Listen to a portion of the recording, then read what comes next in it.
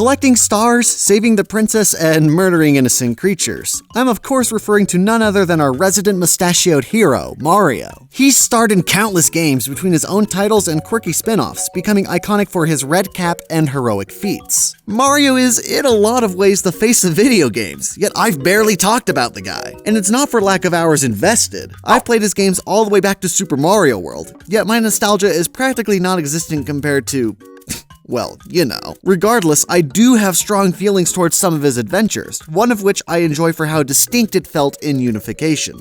Well, that sounded lofty. Let me clarify. Super Mario Sunshine is my favorite Mario game, 3D or otherwise. And it comes down to something simple: aesthetics. I mean, come on, it's gorgeous. Vibrant colors, lovely environments, fabulous water physics. In August, it'll be 13 years since its release, and it still holds up in the cosmetics department. But it goes beyond being good looking. There were some neat design choices using its setting, ideas that were a departure from its much-loved older sibling.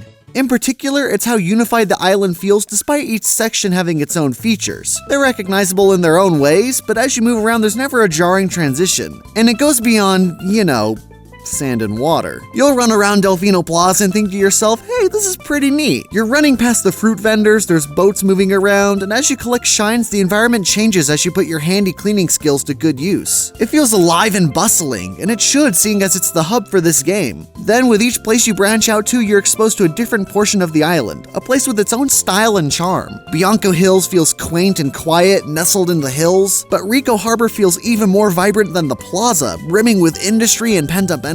There's a heartbeat to each of these places, and it's wonderful to enter an area and form a connection to it within a few minutes. Yet neither of them feel out of place in this world. In an island full of people, it's only natural that some places will feel secluded and serene, while others will have people running around. There's a strange realism to this that I can appreciate, and when there's goofy creatures walking around and crazy colored goop caked all over, it's nice to be able to connect everything together so easily. It reminds me of when I visited Maui for the first time. In fact, it wouldn't surprise me at all if Nintendo took some heavy inspiration from the Hawaiian Islands. Maui in particular makes for a great example because of its distinct locations. Landing in Kahului, the city with the greatest population, it's teeming with productivity and enthusiasm. Then not far out of town, you pass by fields of agriculture, producing the sugar, pineapple, and other products that make up the island's industry. Branching further away in either direction takes you to different locations, some more resort-like, and others distant and hidden away. Yet much like Super Mario Sunshine, even when all these places feel notable by themselves, they never feel lost in a sea of paint. You can always find similar characteristics, and that goes right down to the very fabric of the world: sand, sun, and a whole lot of water. That's not to say the areas in the game share so many features that they start to seem samey. There's always a nice level of diversity. You're treated to a mountain of steel girders and perilous platforming in Rica Harbor, then pleasant wide beaches, sandcastles, and a coral reef in Gelato Beach. But this makes progression through the island feel natural. You never feel as if you've suddenly entered a world that shouldn't be there. Rather, by having the game's worlds tied together in such a connected way, it only helps to better appreciate and accentuate their features.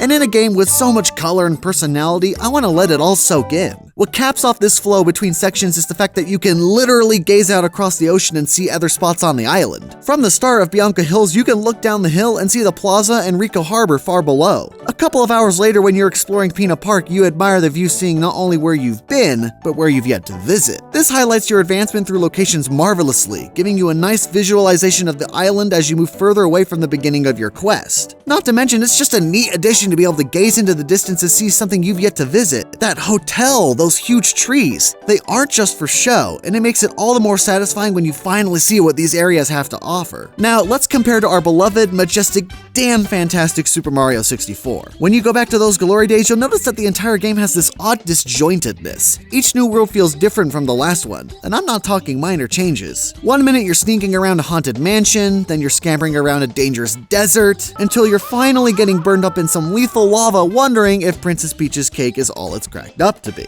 While they're all exciting to run around in and full of interesting designs, none of them go together. That is, if it weren't for the fact that you're running around a magical castle where all of these worlds reside within massive paintings you jump into. It's just silly and enchanting enough that what would normally be polarizing transitions between worlds ends up being masked by the splendor of this fantastic hub. In the end, I enjoy Super Mario 64's lopsided progression because of that enchanted quality of the castle, and by association these worlds bring to the table. It suits the game's tone well, making it fun to to push onward and discover what the next explorable world has in store. However, it doesn't change the fact that the progression in Sunshine is completely different. It's this advancement between worlds that still make it a dynamic experience, and it's not just about how you move from place to place, but how you move within them. Starting out with an area's initial shine, the surrounding environment will be a mess. People are upset, blaming you for stuff you didn't do, enemies are giving you trouble everywhere you go. Things aren't looking too good. As you move between episodes, though, you'll notice how things start to shift. These areas continue to change as you fix the people's problems. By the time you've completed all 8 episodes on offer, you'll have freed its citizens from some oppressive sludge. Let's look more closely at the game's final fully fledged area, Pianta Village. Arriving at night for the first shine, there are chain chomplets running amok, leaving a trail of fiery gunk in their wake. Hosing the pups down and sending them into a nearby pool eases their fury, completing the episode and allowing you to move on to the next shine. When you return, though, you notice that it's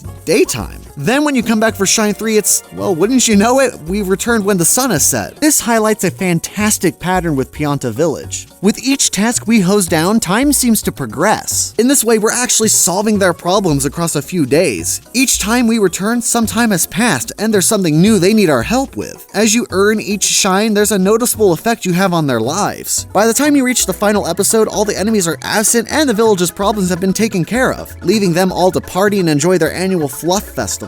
As the people dance away below, you can scour the village for red coins and take in the view from the tallest central tree. Seeing everywhere you've been with that one final goal looming in the horizon provides a wonderful sense of satisfaction. And every area provides this sense of progression. Each one will throw more and more challenges at you. And as you best them, the world goes back to the way it was before our doppelganger decided to paint over everything. Like, of course, as you go from stage to stage, things change and get better in the process. But this was actually quite a departure from Super Mario 64. In Sunshine's older kin, you're also given an initial star to obtain, but you could actually stumble upon a star you weren't meant to find in that episode. And while some stars are still specific to the one you enter, in large part these worlds carry an exciting openness. If you explore for long enough, you might just come across something that wasn't in the intended route. Finding stuff of your own volition is satisfying. You weren't given any clues as to where this star was, but damn it, you found it anyway. In large part though, because the worlds are open enough from the get-go, this means they also don't change all that much. You can just jump in and go, but there isn't that progression you can see right there in the environment. They both feel vibrant in different ways, and while Super Mario 64's freedom is one of its strongest features, I prefer to see my efforts affect the world in a positive way. Super Mario 64 is like a sandbox with near infinite possibilities, leaving you with the thought of, awesome, let's go explore some more and see what else we could find. Super Mario Sunshine, on the other hand, provides an overarching plot to each world, providing the spark of,